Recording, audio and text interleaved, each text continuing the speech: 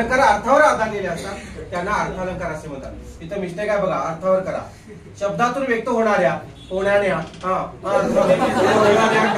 अर्थावर ते अलंकार आधारित असतात, शिवाय त्यातील चमत्कृती अर्थावर साधलेली असते, अवलंबून असते, त्याला काय म्हणतात, किंवा ते अर्थनिष्ठ असते तेव्हा अर्थालंकार असे म्हणतात।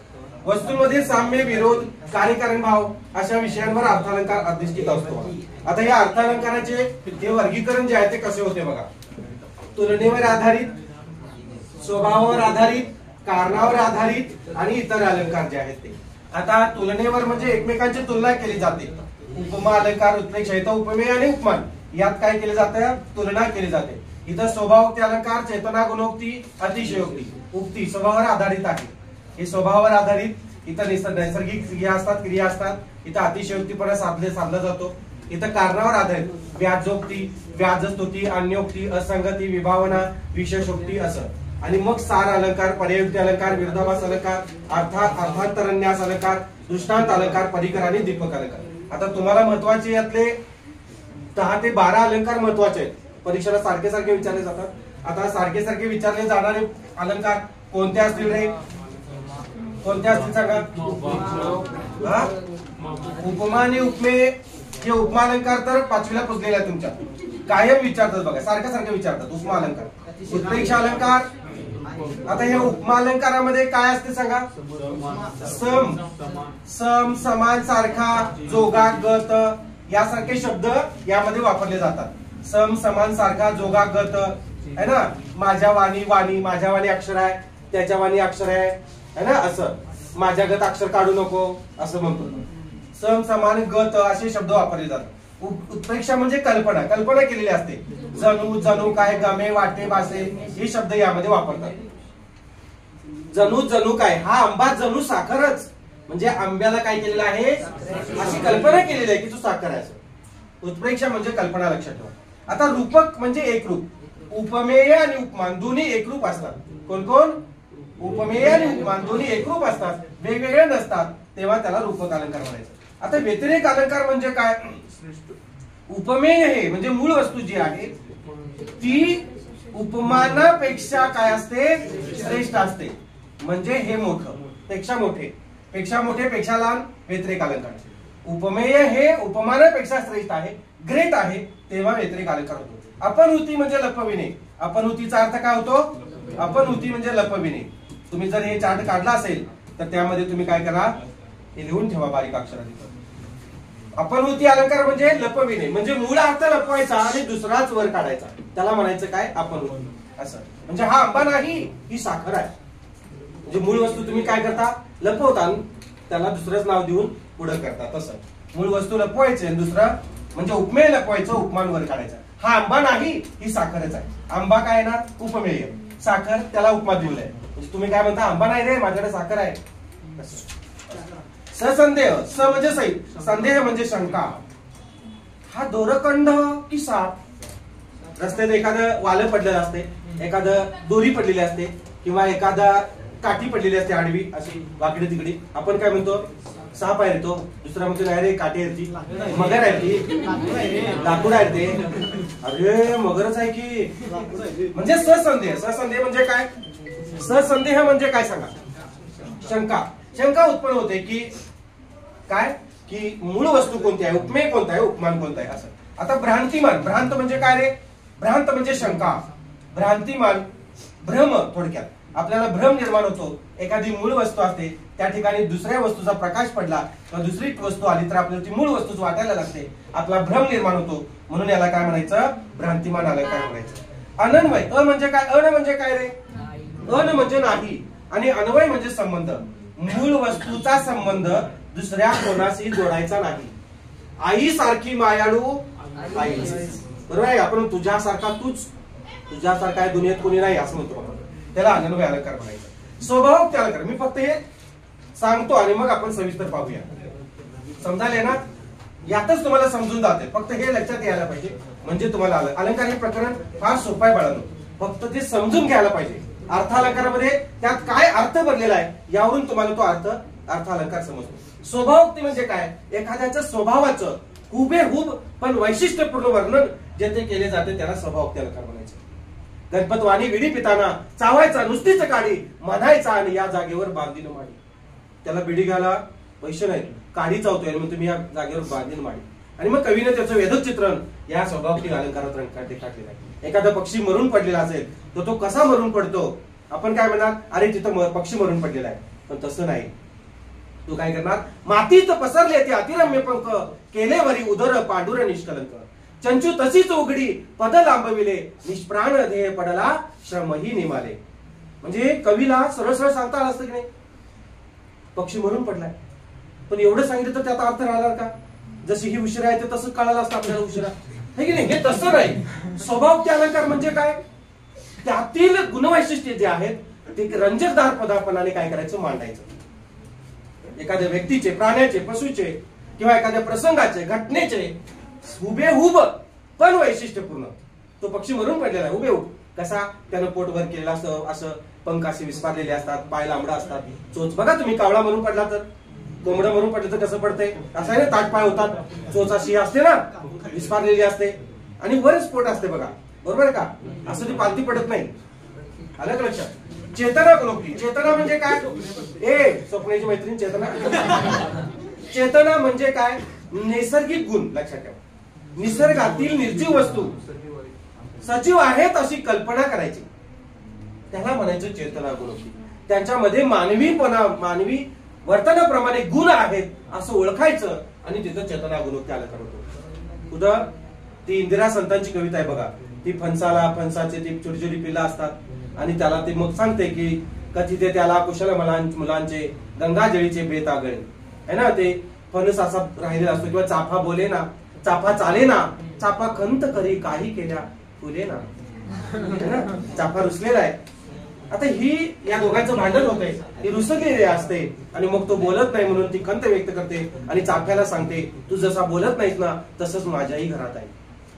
चाफा बोले ना, चाफा चाले ना, चाफा खंत करी काही केल्या फुले ना. चेतना गुणोक्ती. अतिशयोक्ती अलंकार. अतिशयोक्ती म्हणजे काय रे?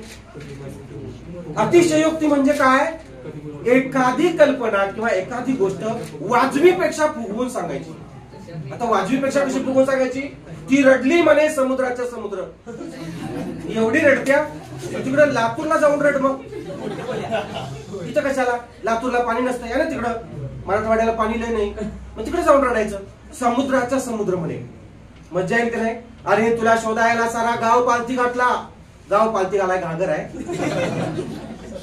ठीक आहे. हे म्हणे काय, अतिशयोक्ती. आणि ते तुम्हाला माहितीये का, दमडीचं तेल आणलं, दमडीचं तेल आणलं, मामाजींचं नाणं झालं, भाऊजींची शेंडी झाली, भाऊजींनी शेंडीला लावलं, दमडीचं तेल आणले, मामाजींचं नाणं झालं, ते सगळं अंगाला लावलेलं आहे, आंघोळ केलेली त्यांनी लावून दमडीच्या तेलानं.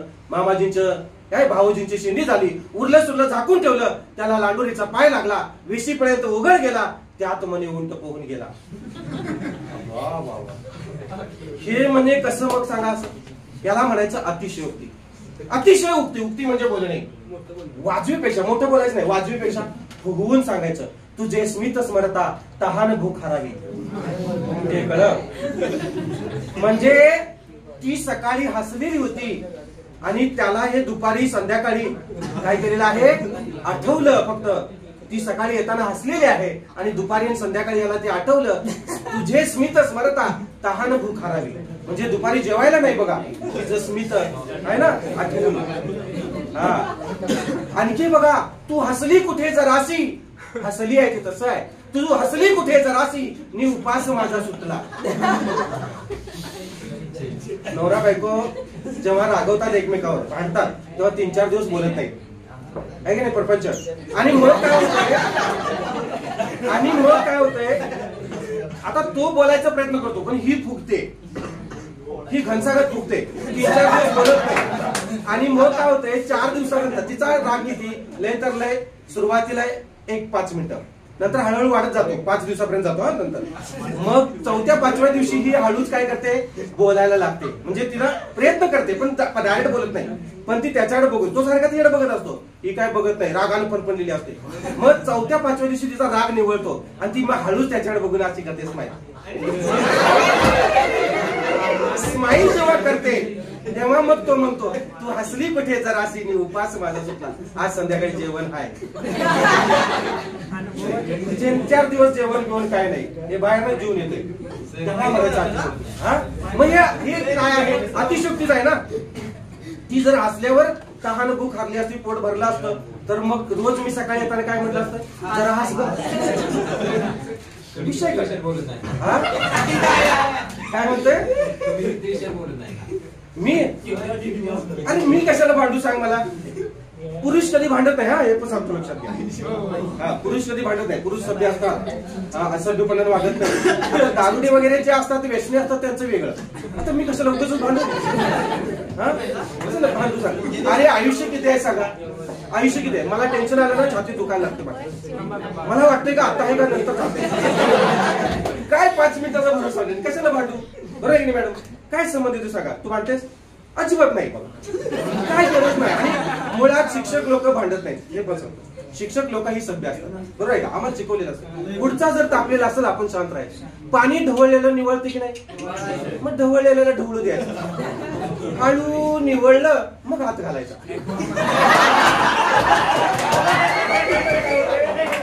मग ढवळलेलं पाणी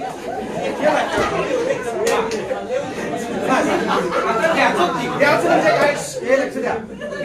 व्याज म्हणजे काय, लक्ष द्या. व्याज म्हणजे खोटे, उक्ती म्हणजे बोलणे. हे लक्ष दे. व्याज म्हणजे खोटे, उक्ती म्हणजे बोलणे, खोटे बोलणे. आता सरळ सरळ आपण ज्या भाषेत खोटं बोलतो तसं नव्हे, तर तसं त्याची आठवण त्याची येता नेत्र पानावती. बघा हा व्याजोक्ती अलंकारामध्ये, आठवण त्याची येता नेत्र पानावती, सांगे परी मी कांदा कापत होती. खोटं बोलती, त्याची आठवण आली म्हणून ही रडायला लागलेली आहे. आणि मग तिला विचारलं का ग, का डोळ्यात पाणी आलं तुझ्या. नाही हो, मी आताच कांदा कापून आले.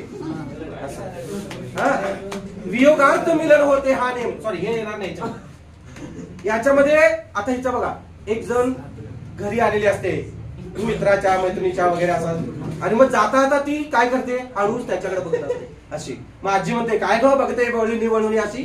तर ती काय म्हणते, नाही हो माझी पिशवी राहिली कशी. पिशवी तर काकेलाच आहे, आणि खोटे बोलते. व्याज स्तुती. आता व्याज म्हणजे काय, खोटे स्तुती. खोटी स्तुती करायची. तर खोटी स्तुती कशी, लबाड आहात झालं, विद्वान आहात झालं, म्हणजे आतून स्तुती व बाहेरून निंदा, व बाहेरून निंदा व आतून स्तुती असं. अरे चोरा, अरे लबाडा असे आई व्याज स्तुती अलंकारात म्हणते मला. हा, व्याज म्हणजे खोटे आणि स्तुती. व्याज म्हणजे खोटे, स्तुती म्हणजे काय, बोलणे, खोटी स्तुती करायची इथं असं. अन्योक्ती, अन्य म्हणजे काय रे, अन्य म्हणजे दुसरा, उक्ती म्हणजे बोलणे. ज्याला बोलायचं ना त्याला प्रत्यक्ष बोलायचं नाही, दुसऱ्यावर घालून बोलायचं. लेकी बोले सुने लागे. ती प्रत्यक्ष लेकीला बोलते का, तिला बोलायचं असतंय कोणाला, तिला कोणाशी बोलायचं असतंय, कोणाला बोलायचं असतंय, तिला सुनेला बोलायचं असते. मग ती कोणावर घालून बोलते, लेकीला घालून बोलते है ना. हे बघ बाई ताई, हे असं नसतंय. मग ते लागतंय कुणाला, सुनेला लागते. बरोबर आहे ना, अनुभव आहे नाही. ठीक आहे, समजलं. अन्योक्ती अलंकार.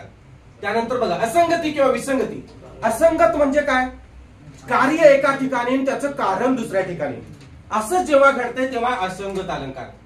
काय म्हणतोय मी बघा, कार्य एका ठिकाणी. आता समजा बाळ तानुलं पडलं जमिनीवरी, जखम झाली त्याच्या मातेच्या काळजावरी. बाळ तानुलं पडलेलं आहे, जखम कुणाला व्हायला पाहिजे, बाळाला. जखम होते कुणाला, आईला. म्हणजे बाळाला वेदना व्हायला पाहिजे, आईला वेदना होतात. बाळ तानुलं पडलं जमिनीवरी, जखम झाली. असंगतच आहे ना, विसंगत आहे. कार्य एका ठिकाणी, कारण दुसऱ्या ठिकाणी. तो एक कवी काय म्हणतो बघा, वेडा कवी, खूप छान लिहिले त्यानं. हृदयी सखी तुझ्या दीप पाजळे, प्रभा मुखावरी माझ्या उजळे. तिच्या हृदयात म्हणजे दीप पाजळलाय, दिवा प्रज्वलित झालाय तिच्या हृदयात, आणि त्याचा प्रकाश ह्याच्या थोबाडावर. हे असंगतच आहे की नाही सांगा. आणि काय म्हणे, याच्याही पुढे जाऊन तो म्हटलेला आहे, काटा तुझ्या पायी रुतला, सॉरी काटा माझ्या पायी रुतलाय. आता याच्याकडे येते येणार सुद्धा. काटा माझ्या पायी रुतला, शूल तुझ्या उरी कोमल का. म्हणजे माझ्या पायात काटा रुतलाय, मला वेदना व्हायला पाहिजेत का नको, मला कळ यायला पाहिजे का नको. तुला का कळ येते, म्हणजे कळ कुठे आली, तिच्या हृदयात. ही असंगत आहे. हे फक्त घरात होते, बाहेर होत नाही. लक्षात ठेवा, नवरा आजारी पडला की बायकोला लई त्रास होतो. होते की नाही? खरं आहे नाही? हा होतं नाही मॅडम? हा मी माणूस आहे ना, बायको आजारी पडली तर नवऱ्याला त्रास होतोय, म्हणजे असंगत आहे. लक्षात येते का? लक्षात त्याला म्हणायचं असंगत. आता विभावना विशेषोक्ती हे नंतर सांगतो. सारा अलंकार तसंच आहे. पर्यायोक्ती एखादा शब्द पर्यायाने सांगणे. पर्यायाने म्हणजे काय? सरळ शब्दात सांगायचं नाही, पर्यायाने. तो देवाला आवडला, काळाने त्याला आमच्यातून हिरावून नेला, तो सरकारचा जावई झाला. आता या वाक्यांमधून तुम्हाला काय सरळ सरळ जाणवतंय का? तो देवाला आवडला, सरळ सांगता येत नाही तो मेला म्हणून. एखाद्या सरळ तो काय झाला रे? नाही तो परवा वारला, असं न म्हणता आपण काय म्हणतो? अरे अहो तो देवाला आवडला, देव काळाने त्याला आमच्यातून हिरावून नेला. बरं आहे का? तसं याला म्हणायचं पर्यायोक्ती अलंकार. पर्यायाने सांगायचं. अरे तू तर उंबराचं फुल आणायला सांगितलेस. आता उंबराचं फुल मिळतंय का? दुर्मिळ गोष्ट. एखाद्याला काहीतरी वस्तू आणायला सांगितली, सगळं अखंड कोल्हापूर हिंडलं तरी त्याला मिळत नाही. मग ते येऊन काय म्हणते स्त्रीला, आदित्य स्त्रीला काय म्हणतो? अरे बाबा तू उंबराचं फुल आणायला सांगितलंस. सरळ त्याला सांगता आलं असतं, अरे तू सांगितलेली वस्तू अखंड कोल्हापुरात नाही असं म्हणायला आलं असतं. तो काय म्हणतो? पर्यायाने सांगतो, घुमून फिरवून. त्याला पर्यायोक्ती अलंकार. विरोधाभास. जरी आंधळी मी तुला पाहते, म्हणजे काय? विरोधाचा अभ्यास केला जातो. लक्ष द्या, विरोधाचा. प्रत्यक्षात विरोध नसतो. आता आंधळा असणं आणि पाहणं यात विरोध आहे की नाही? अंध आणि पाहणं, दृष्टी असणं यात विरोध आहे. पण प्रत्यक्षात तसं काव्य रचनेत विरोध दर्शवला जातो. प्रत्यक्षात तसा विरोध नसतो, पण काव्यामध्ये दर्शवला जातो. जरी आंधळी मी तुला पाहते, मऊ मेनावुनी आम्ही विष्णुदास कठीण वज्रास भेदवायचे. मऊ मेनाहून मऊ आहे ते विष्णूचे दास, आणि वज्राला कठीण वज्राला भेदायला जातील, फुकलं तर पडतील असं आहे. आणि ते भेदतील का? नाही. विरोधाचा आभास आहे म्हणून याला विरोधाभास. अर्थांतरणास हा नंतर सांगेल तुम्हाला. दृष्टांत अलंकार. दृष्टांत म्हणजे काय सांगा? दृष्टांत अलंकार म्हणजे काय? एखाद्या कल्पनेसाठी किंवा एखाद्या गोष्टीसाठी त्याच अर्थाचा दुसरा दाखला समोर ठेवायचा, त्याला दृष्टांत अलंकार असं म्हणायचं. श्री जर हे चालू फक्त क्लिक करते. मला सांगा, आता मूळ अर्थाचा दाखला जो आहे, तुकाराम महाराजांनी बरेचसे असे दाखले दिले दृष्टांत अलंकाराने. आजपर्यंत मी शिकवत असताना तुम्हाला कितीतरी उदाहरण दाखले दिले. कधी मी जोक सांगितले तुम्हाला, है ना, कधी माझ्या आयुष्यात घडलेले प्रसंग सांगितले, किंवा इतरांच्या आयुष्यात घडलेले प्रसंग सांगितले. काही वेळेला एक छोटीशी एखादी गोष्ट सांगितली, है ना, काही आख्यायिका सांगितल्या शंकर पार्वतीची, हे बघा, है ना, असे बरेचसे उदाहरण दाखले मी तुम्हाला दिले. खूप काही कोटी, काही अलंकार, काही व्याख्या, बऱ्याचशा गोष्टी तुम्हाला वेगवेगळ्या याच्यानुसार जे अवांतर वाचनाचा भाग आहे किंवा अवांतर जे आहे ते मी तुम्हाला देत असतो. त्याला म्हणायचं संदर्भ दाखले. बरोबर आहे का? संदर्भाने मी सगळं सांगत असतो, त्यालाच म्हणायचं दृष्टांत. म्हणजे एखादा दाखला पटवून देण्यासाठी त्याच आशयाचा दुसरा दाखला तिथे ठेवायचा, त्याला काय म्हणायचं? दृष्टांत अलंकार. नाहीतर शिकवायला एक आणि सांगायला एक, काय कशाचं मेळ नाही, काय नाही. त्याला म्हणायचं दृष्टांत म्हणायचं का? त्याला दाखला दिला म्हणायचं का? मग एक उदाहरण, एन एक्झाम्पल असं म्हणतात गुरुजी म्हणतात. एक्झाम्पल पहा, एक उदाहरण दाखला असं समजून घ्या असं म्हणतात. उदाहरण दाखल म्हणतात आणि मग वेगळे उदाहरण सांगतात आणि मग तुम्हाला समजून येतं. आपल्याला मध्ये समजून यायचं म्हणजे त्याला दृष्टांत अलंकार म्हणायचं, है ना. महापुरे झाडे जाती ते लभाळे वाचती. ते मुंगी साखरेचं. मुंगी बघा लहान असते, लहानपण देगा देवा मुंगी साखरेचा रवा. आणि हा दाखला पटवून देण्यासाठी दुसरा दाखला, लहानपण देगा देवा. असं का म्हणले तुकाराम महाराजांनी? की मुंगी बघा लहान असते, ती बरणीचं जरा देखील असं सापडलं ना त्यात शिरते आणि बरोबर ती फिरत फिरत त्या बरणीच्या त्या ह्याच्यातून बरोबर ती खाली जाते आणि मग ती काय करते? साखर खायला लागते. मोठेपणी खूप यथायातना सोसावे लागतात. म्हणजेच काय? दुसरा दाखला, डोंगळा जाईल त्यात महापुरे झाडे जाती तेथे लवाळे वाचती. परत आणि दाखला देतात. म्हणजे एका दाखल्यावर एका गोष्टी पटवून देण्या, एक गोष्ट पटवून देण्यासाठी दुसरा त्याच अक्षयाचा काय करायचा? दुसरा दाखला समोर ठेवायचा, त्याला काय म्हणायचं? दृष्टांत अलंकार. लक्षात? आता परिकर